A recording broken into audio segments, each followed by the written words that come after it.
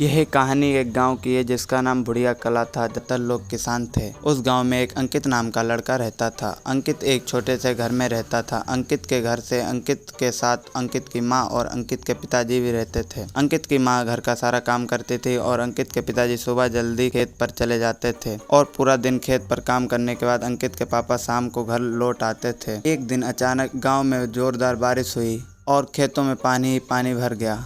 सारी फसल बर्बाद हो गई। अंकित और अंकित के माता पिता बहुत ही दुखी हो गए थे क्योंकि उनकी फसल बर्बाद हो गई थी। तभी अंकित की माँ कहती हैं, अब हमारा क्या होगा, हमारी सारी फसल बर्बाद हो गई। हम जो भी खाते थे वे खेत से ही आता था। तभी अंकित कहता है, माँ शांत रहो, आप ऊपर वाले पर भरोसा रखो। लेकिन अंकित मन ही मन में कुछ और सोच रहा होता। अगली सुबह होते ही अंकित जंगल की ओर निकल जाता है।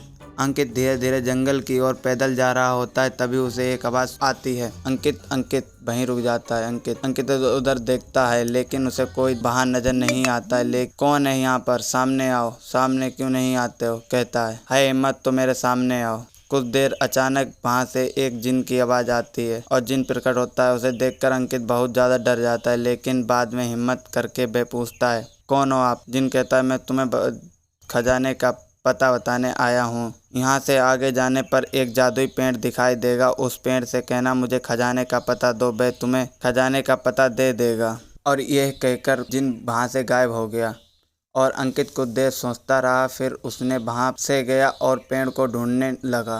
कुछ देर बाद उसे एक पेड़ दिखाई देता है और वह पेड़ के पास जाता है। जादुई पेड़, मुझे खजाने का पता। तभी पेड़ एक किताब आती है। लेकिन अंकित उस किताब से पूरा नक्शा देखकर खजाने की ओर जाने लगता है और कुछ देर बाद चलने के बाद उसे एक गुफा दिखाई देती है। अंकित गुफा में चला जाता है। वहाँ पर बहुत सारा खजाना होता है। अंकित सारा खजाना लेकर घर आ जाता है और माता पिता को दिखाता है और वे सब बहुत खुश हो जाते हैं और वे बहुत अमीर हो जाते हैं। अगर वीडियो अच्छी लगी हो तो लाइक करें।